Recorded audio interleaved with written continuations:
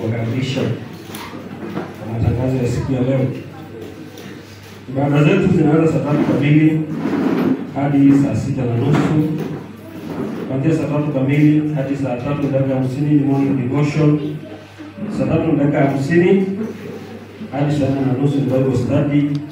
Saa 4:30 hadi saa 6:30 ni main service. Najua tusipoelezana kabla hatukukuweko. Pita wetu na kusalimu katika jina la Yesu. Nasema karibu sana Potters, tumefurahi kuwa pamoja nasi siku hii ya leo. Pia wote ambao wamekuja siku ya leo, Mungu awabariki sana.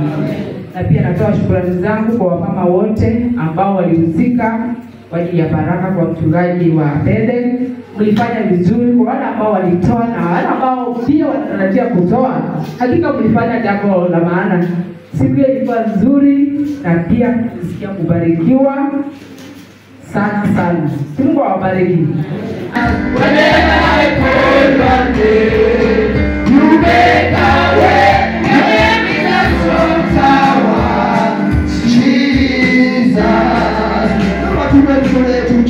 Tushangilie Bwana ambaye ametupa nafasi ya kutolea dhabihu mchana wa leo. Tunaweza kuzije napeleke katika jina la Yesu. Baba, katika jina la Yesu, katika madhabahu yako watu wako wamesongesha sadaka zao, wamesongesha mafungu yao ya 10 Bwana kuja kukuabudu.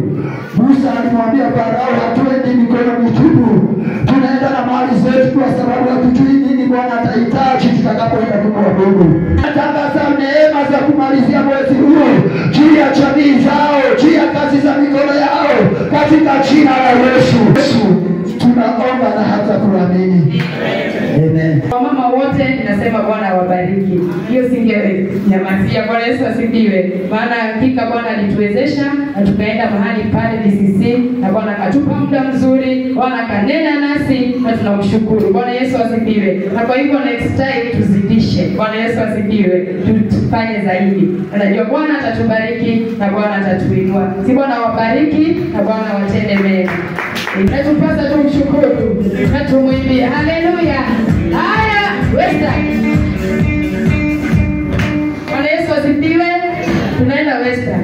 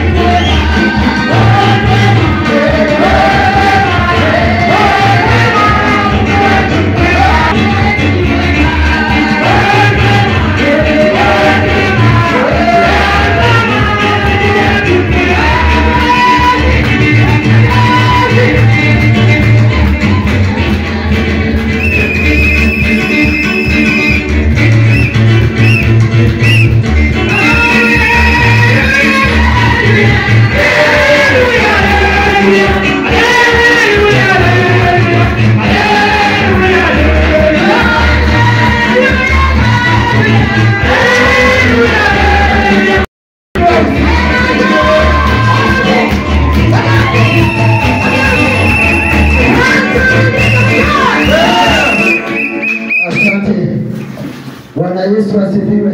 Amen.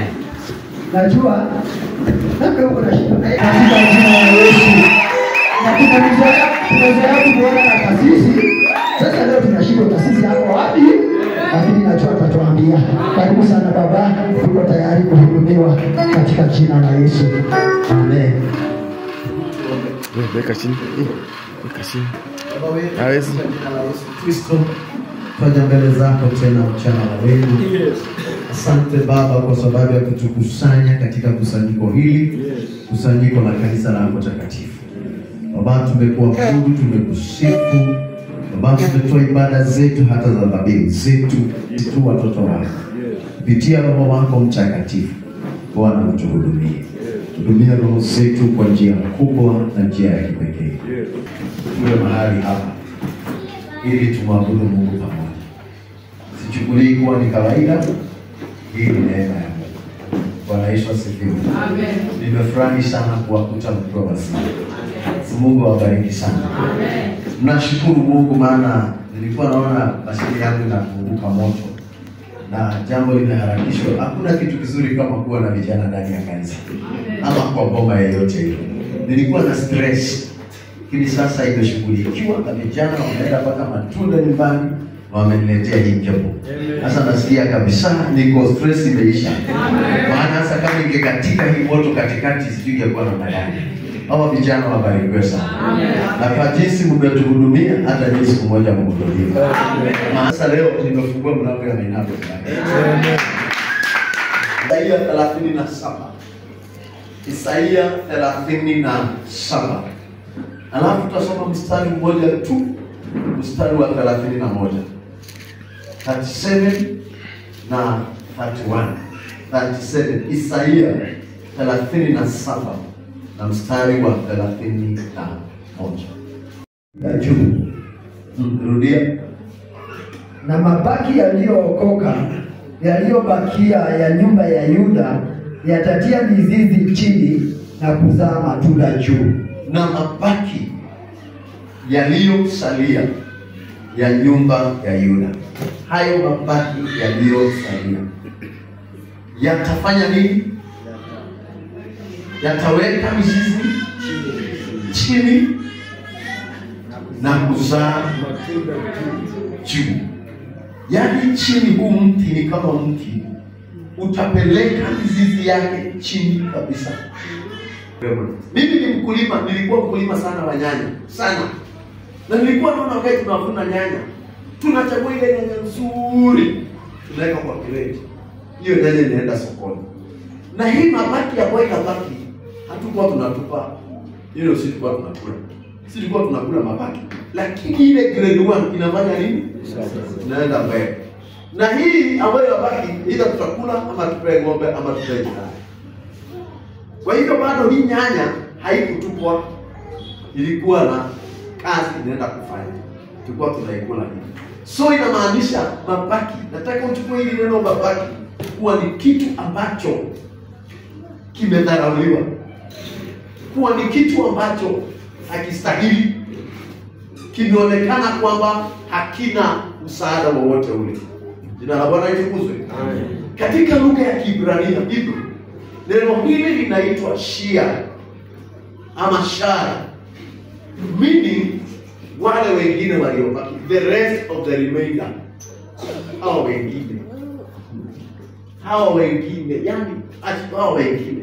Leteni watu ambao wamesoma, wana mali, watu ambao wanatoa shilingi 1000 wasimame, watu ambao wanatoa shilingi 500 wasimame, 200 wasimame, 100 wasimame. Haya, na hao wengine sasa, hao wengine ndio mimi nazungumzia. Haleluya. Sijiba unaendelea kuishika. Yes.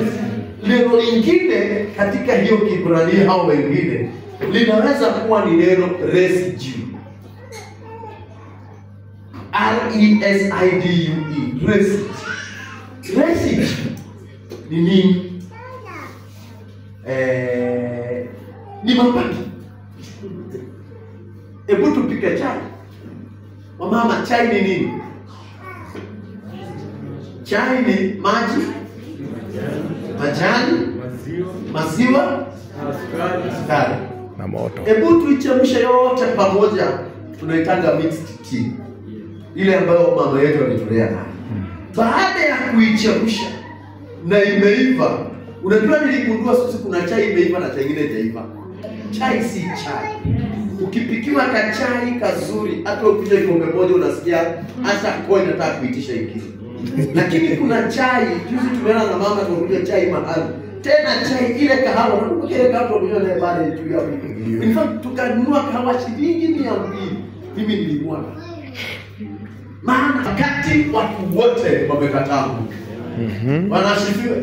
Watu wote wamesema hakuna Mungu, sijaona Mungu. Hawa ndio wanaitwa mabaki ya Mungu. Yaani walisimama hata nyakati zile mbaya. Hawa ni nani? Akina Danieli, akina Shadraka, akina Meshaki, hata wanafunzi wa Yesu, akina Stefano, watu waliosimama imara wakati wa persecutions. Na hawa watu tunaweza kuona hata kitabu cha Zefania, andika kitabu cha Zefania 3:13.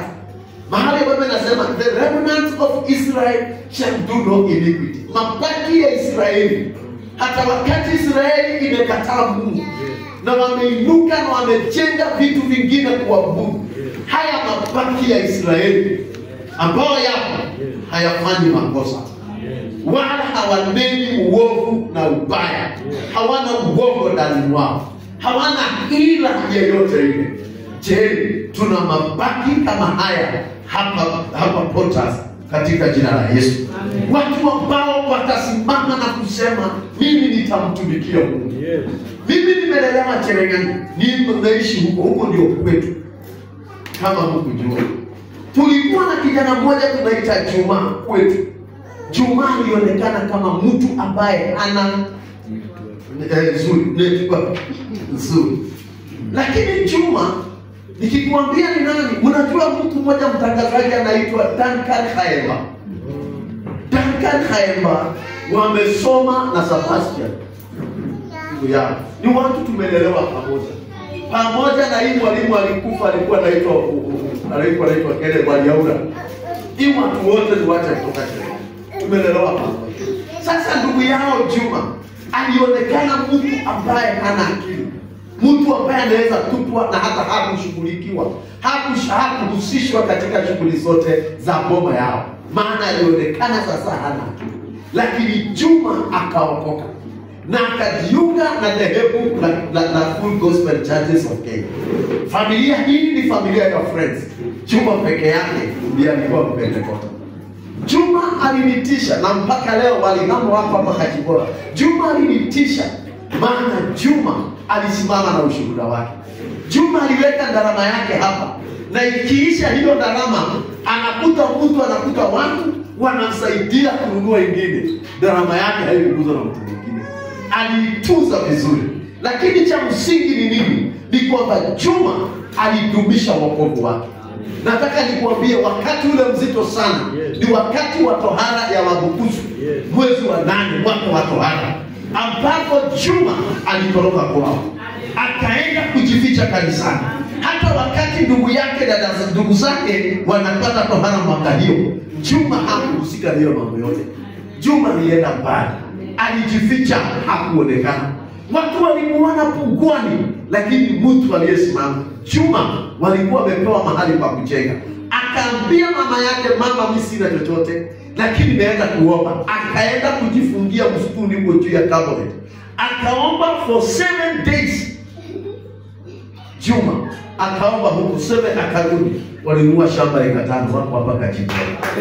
Si kwamba imetokana na fedha za ndugu zake, maana ndio walinunua. Namba 2 ni wale nafuta juu ya wale mabaki ambayo wakati wa captivity ni utumwa. Wakati Israeli walipotekwa nyara na Babeli wakiongozwa na Nebukadneza, wakaja Jerusalem, wakateka nyara watu wote. Nini alifanya? Nebukadneza alichagua vijana wote na watu wote wenye nguvu, watu ambao wanaweza tembea moja kwa moja mpaka Babeli, kilomita 985. Kwa hivyo mtu ambaye hakuwa na nguvu, mtu mnyonge, wamama wanyonge, wazee wanyonge, watu wagonjwa, hawa wote waibaki. Hiyo nayo inaitwa nini? Mbabaki. Pia kuna wenye nguvu ambao waliweza kuhepa, wakajificha, wakaenda kazi nyingine. Pia hawa tunaweza kuwaita nini? Mabaki. They were rejected by people ya Jerusalem. Utajiri wote wa Yerusalemu akaenda nao, alafu akachoma mji mzima, wakabaki watu wasio mbele na wasio nyuma, watu ambao hawana nyumba, IDP, internal displaced people, ndio watu waliobaki. Hawa watu ndio Bible inasema ya kwamba hawa watu ni mabaki, watu ambao hawana nguvu. Nehemia analeta hii picha vizuri. Akiwa Babiloni, ndugu zake anakuja na anawauliza juu ya Jerusalem na mabaki ya Jerusalem. Sura ya 1 mstari wa 3 Nehemia, Bible inasema, na wakaniambia, and they said unto me, the remnant that are left of the captivity, they are in the province, and in great affliction and reproach. Ya kwamba mabaki yaliyobaki kule katika mji huo, tena anasema, and the wall of Jerusalem also is broken, and the gates therefore are burned with fire. Anasema hao watu ambao walibaki huko iko. Wanaishi maisha ya kuhurumiwa, maisha yasiyopendeza. Watu hawa ni wadhaifu, tena kwa aibu nyingi wanaishi. Si hivyo tu, hata mji wa Yerusalemu geti zote na ukuta umebomolewa, na hali yao ni mbaya na ya kusikitisha. Hali yao ni mbaya na ambayo imejaa nini? Aibu, reproach. Ina aibu kubwa sana, na hawa ndio watu ambao nazungumzia. So Isaia 37 mstari 31, hata kama inazungumzia juu ya Senakeribu, naruka kusema hivi, once more a remnant of the house of Judah will take root. Mungu anasema hata kama hawa watu ni wadhaifu, mara nyingine tena wanaenda kusimama katika jina la Yesu Kristo. Hawa ndio nyumba ambayo itachukua mizizi kwenda chini, na hata juu kule juu inaenda kuzaa matunda katika jina la Yesu Kristo. Ukichukiwa na wapendwa, labda kwa sababu hauna pesa, wewe ni mtu ambaye hana mbele wala nyuma, niko na ujumbe kwako siku ya leo ya kwamba wewe, Biblia inasema utaweka mizizi chini sana, na huku juu unaenda kuzaa matunda katika jina la Yesu Kristo. Unaenda kupokea sura mpya ya maisha, unaenda kupokea maisha mengine mapya, unaenda kupokea matumaini. Maana kichwa cha ujumbe wangu kinasema hope to the remnant, ama tumaini kwa mabaki. Wewe unaweza kuwa tumaini, umefanywa kuwa mabaki, lakini unataka kuweza kuwa matumaini. Kuna maneno mawili ambayo yametajwa mahali pale. Neno la kwanza nimeelezea neno remnant, lakini neno la pili linasema again, mara nyingine tena. Ambia jirani yako tena. Tena. Ambia mtu again. Again. Ambia yeye again. Again ni kusema nini? Ni kumaanisha you are returning to a previous position. Yes. Ya kwamba unaweza rudi mahali ulipotoka. Yes. Haleluya. Amen. Yawezekana ulitolewa, lakini unaweza rudi tena. Yes. Yawezekana haupo, lakini unaweza rudi tena. Yes. Sijui kama nini tumekuwa na nyumba tunaweza kukumbuka ushuhuda ya kwamba siku moja kwetu nikiwa Nakuru, kuna mimi sipendi paka, sipendi umbwa, mimi silei, na hiyo kitu nisikaidi naye kwangu huwezi pata, ni kwa bahati mbaya, na ukikuta itafukuzwa ama itapata kichapo. Sasa siku moja mimi siko, paka akaja na akajificha kwetu, akasumbua hao. Walipiga yule paka kwanza Sebastian, walipiga yule paka akaenda akajificha, na wakajua ya kwamba amefanya nini, amekufa, ameisha. Na baada ya siku 3 hakuna paka anayeonekana, wakasema ilikuwepo. Hata kama amepigwa kutupwa, hata kama amepigwa kuuawa, kupiga kuua, wanasema hivyo, kipigo cha kuua, bado hiyo paka aliinuka mara nyingine. Alikuwa na sababu ya kuishi tena. Pendwa, katika jina la Yesu, una sababu ya kuishi tena, una sababu ya kuendelea.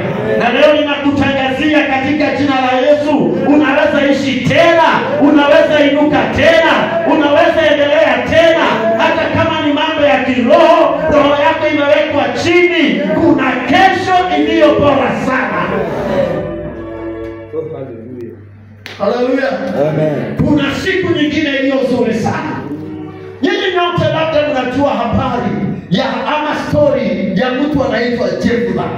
Katika kitabu cha Waamuzi 11, palikuwa na kijana mmoja alikuwa anaitwa Jephthah. Ukisoma habari ya Jephthah, Waamuzi 11 kuanzia 1, utaanza kuona mambo ambayo si mazuri. Biblia inasema naye Jephthah alikuwa ni mtu mwenye nguvu sana, lakini alikuwa ni mtoto wa kahaba. Hiyo ndio statement ya kwanza. Jephthah was a mighty man of valor, but he was the son of a harlot. Can't imagine this. Mtu ana nguvu na uwezo, lakini ni mtoto wa kahaba. Na Jephthah alikuwa anaishi kwa baba yake.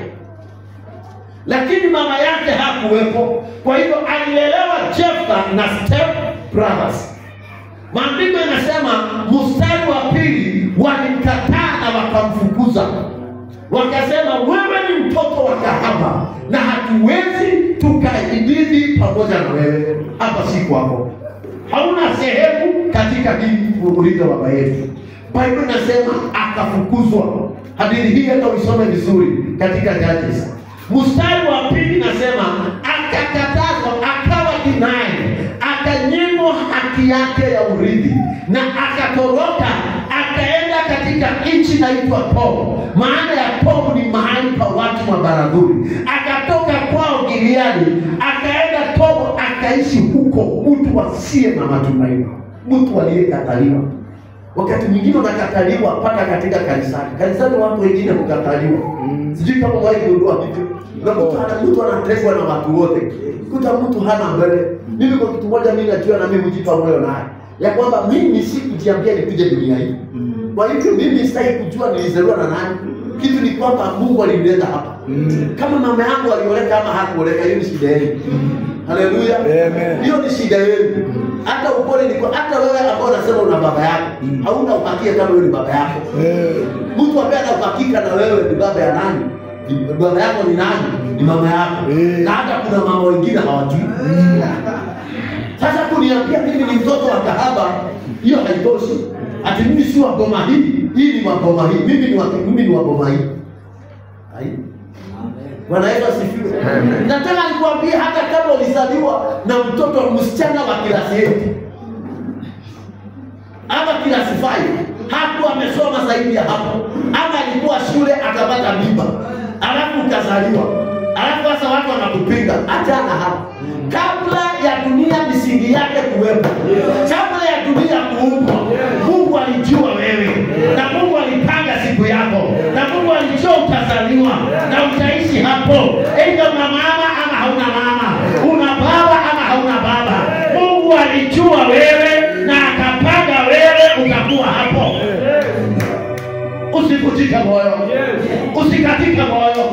Wanaposema hawana wana baba zao, jiringie na baba yako wa mbinguni, ambaye alitujua tuko, ambaye alitufahamu kabla, ambaye alituordain, ambaye alijua ya kwamba siku moja na wakati moja nikiwa nimevunjika moyo katika kanisa la Potters, nikiwa nimekaa chini nikapata huu ujumbe ya kwamba mimi ni wa muhimu sana. Pia jirani yako wewe ni wa muhimu sana. Pea jirani yako high five. Na upe jirani yako matumaini. Mwambie wewe ni wa muhimu sana. Mwambie kwa kizungu neighbor. Mwambie neighbor. You are very important. Hallelujah. You are very important. Hata kama watu wanakuona kama chakara, wewe ni important. Uko hapa kwa kusudi. Mungu alikusudia uwe hapa. Ni mpango wa Mungu uwe hai. Ni mpango wa Mungu uwe mahali hapa. Aidha umesoma ama hujasoma. Aidha una mali ama hauna mali. Aidha wewe ni Kikuyu, ni Bukusu, ni nini, wewe umeumbwa kwa sura ya Mungu. Wewe ni mtoto ya Mungu. Wewe ni chipukizi la Mungu. Wewe ni mabaki ya Mungu. Na hakuna watu wana mbingu yao, hatu wengine hawana. Mbingu ni ya sisi wote. Yohana anasema kisha nikaona watu wengi wa makabila yote na mataifa yote na lugha zote na rangi zote wakiinama mbele ya mwana kondoo. Wewe una haki katika nyumba ya Bwana. Una haki ya wokovu. Una haki ya urithi wa uzima. Wewe mtu aseme nini? Hata kama sura yako ni mbaya kama ya sukuma binongao, bado wewe una sura nzuri mbele ya Mungu wetu. Ila wewe ni nyeusi ama wewe ni mweupe? Sijui kuna weupe, sio kuna mtu mweupe. Wala watu waitanga hao weupe. Unajua weupe ni white. White kana mtu white. Ndio nisikise. Ila wewe ni mweusi ama wewe ni mweupe? Wewe ni mchanga. Jana niliangalia hapa, maana nilichelewa. Sasa nikaenda kwa YouTube jioni nakuta picha ya Popo amelala ndani ya. Ana aliona hiyo kipicha. Amelala ndani ya hata msuru. Analala ndani, singetoka. Mimi ningeenda nishike mguu ya baba yangu. Siende alinizaa. Mahali walikutana na mama mimi kujua. Mimi na kwenye mama hapo sasa kujua. Ningeshika mguu yake nikakalia hapo. Lakini Jephthah alienda. Nimekuambia kuna matumaini. Na ataenda kaishi na watu ambao ni mabaradhuri. Na akawa mabaradhuri. Unajua watu ambao nakaa na hawa ndio watu wanaodhibitisha wewe ni nani. Marafiki zako ni nani? Amen. Show me your friends. And show me your. And I will tell you who you are. Wewe ni mtu aina gani? Hapana kaa na kila mtu na kutembea na kila mtu. Yeah. Mimi ni very selective. Mimi si wachungaji wote bila tembea nao. Mimi nachagua. Mtu ambaye hanisaidii na kana yeye afanye nini? Mtu ambaye hataiko kama leo nimekemea mtu kanisani. Leo maana mimi ni mkali. Leo nimekemea mtu kanisani. Jana wa praise. Na hii ni yetu hapa. Praise. Kaambia hapana, nimekataa. Alivunjika moyo, nikamwambia atakuvunjika moyo. Akalia nikamwambia hata ukilia. Mimi ni mkali.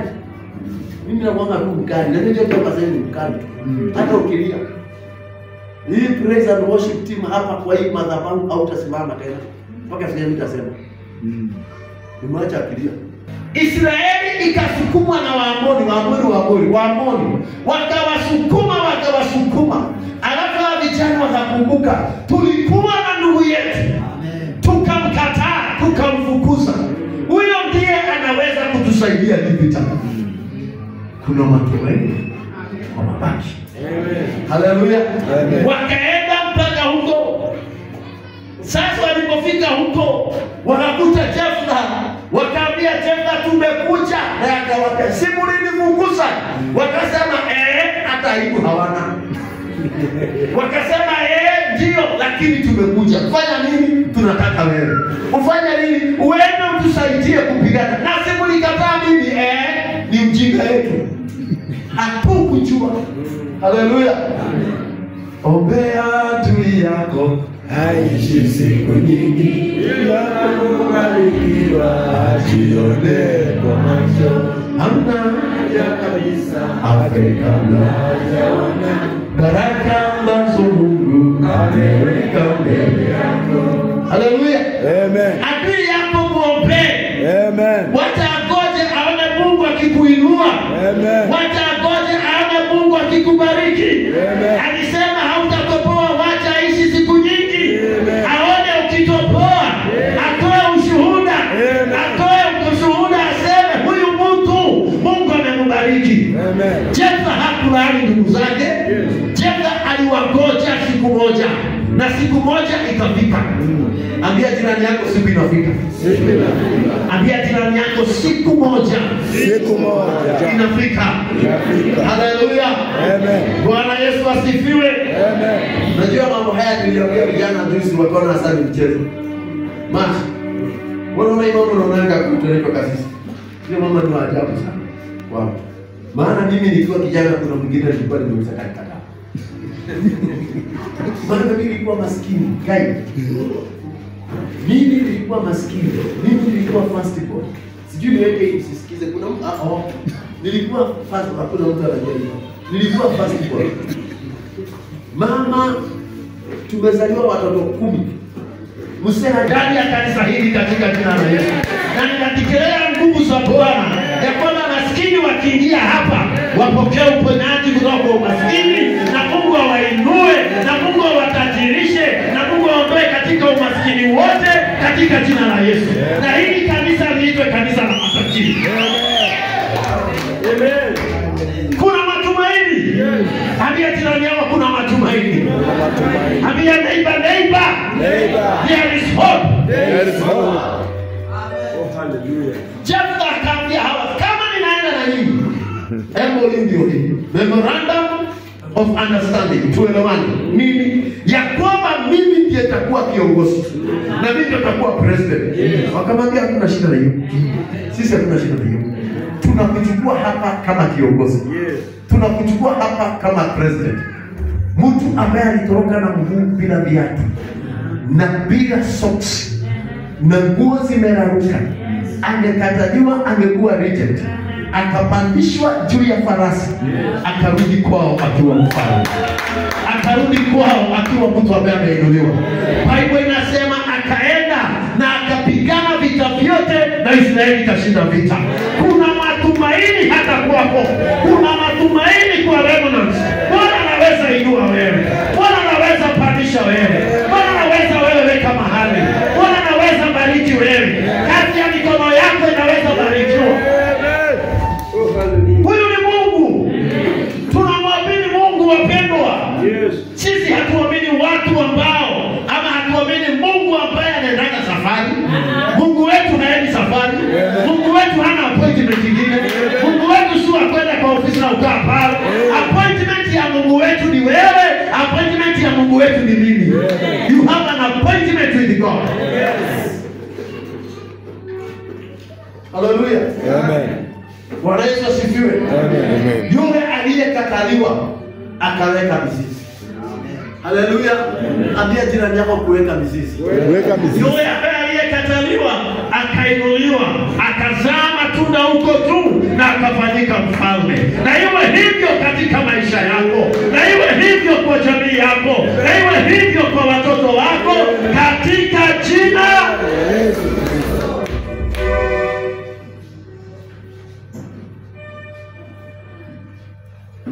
Bwana ni mwema. Bila huo wote. And I pray this morning. Yes. Kwamba Bwana atuinue. Kwamba Bwana akubariki. Amen. Nataka kuombea kwa andiko hili katika Ayubu 14. Katika Ayubu 14.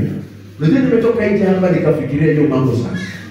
Maandiko yanasema kuna matumaini kwa kisi. Mstari wa 7 na wa 8 na wa 9. Kuna matumaini kwa kisi, kuna matumaini kwa mti. Ya kwamba hata ukikatwa chini, Yes. Tena unachipuka. Soma kwa Kiswahili basa. Kwani yako matumaini ya mti, Yako matumaini ya mti, ya kuwa ukikatwa utachipuka tena, wala machipukizi yake hayatakoma. Hayatakoma. Ijapokuwa mizizi yake huchakaa mchangani, na shina lake kufa katika udongo, lakini kwa harufu ya maji, Kwa harufu ya maji, utachipuka. na maji ni neno la Mungu. Yes. Kwa harufu ya neno la Mungu utachipuka. Na kutoa matawi kama mche. Na kutoa matawi kama mche. Hii miti ilitatoka. Na sasa nimetoka nje. Nimeona matumaini. Na urudia maneno haya, sema nina matumaini.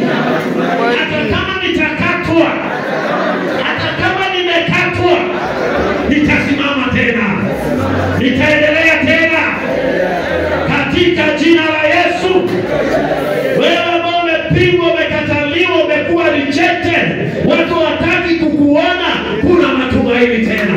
Watu waliona wewe ni maskini, haufai, ama wewe ni mgonjwa na magonjwa mazito ndani ya maisha yako, kuna matumaini tena. Kazi iliharibika, kazi haipo tena, kuna matumaini tena. Watoto wako hawajakaa sawa sawa, kuna matumaini tena. Hata kwa kanisa la Bota kungali kuna matumaini. Kungali kuna matumaini. Kungali kuna matumaini. Sina mbele, sina nyuma. Haleluya. Sina chochote. Kuna watu mimi huangalia kanisani wetu hapa, ninasema na kweli, Mungu wa mbingu ako. Mungu wa mbingu ako. Hii sitasikia aibu kusema, nitasema. Tuna kijana hapa anaitwa Zado hapa kwetu kanisani. Sisi tukiwa na hawa wazee, Zado hata walikuwepo. Zado amekuwa hapo kanisani, hana mbele hana nyuma. Bahati mbaya Wakati mwingine ni maamuzi, hujui utafanya maamuzi gani. Umechanganyikiwa pale katikati ya maamuzi. Ulimwengu umekupa kisogo, watu wamekupa kisogo. Hata kuna hali ambayo inakusukuma sana na hujui ufanye nini.